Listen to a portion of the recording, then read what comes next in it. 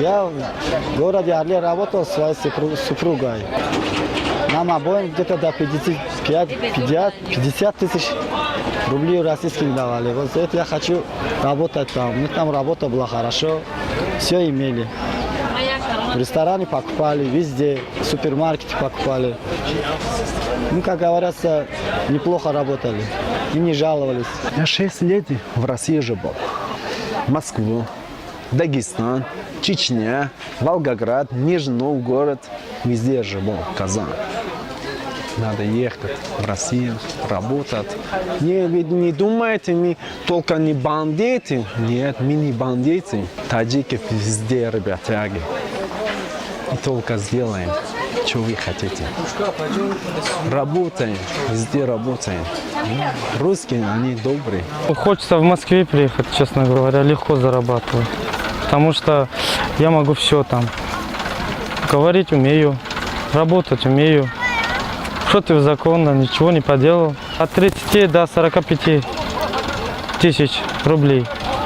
Хорошая работа была, хорошая зарплата. Вот. Это меня устроило. Я так хорошо там жить, так нормально. Чем здесь там нормально можно жить. Ну, в этом году, по-моему, вот 2 года уже что-то слабо, там тоже работу трудно найти.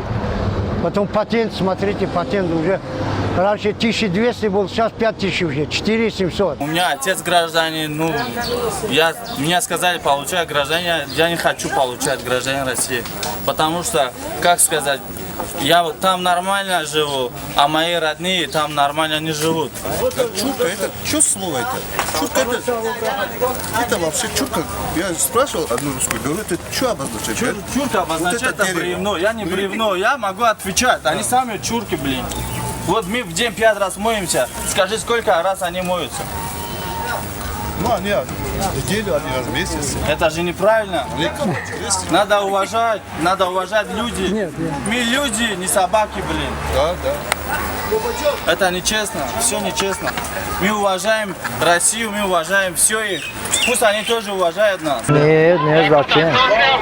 Россия тоже нормально, если к ним нормально обращаются, они тоже люди, они тоже нормально относятся к нам. У меня все документы были в порядке, никто даже не спрашивал меня, кто ты, откуда, и работал нормально. Россия хорошо, что наш Таджикистан работает, пускают, не как Узбекистан, не как Туркменистан. Все любят Россию.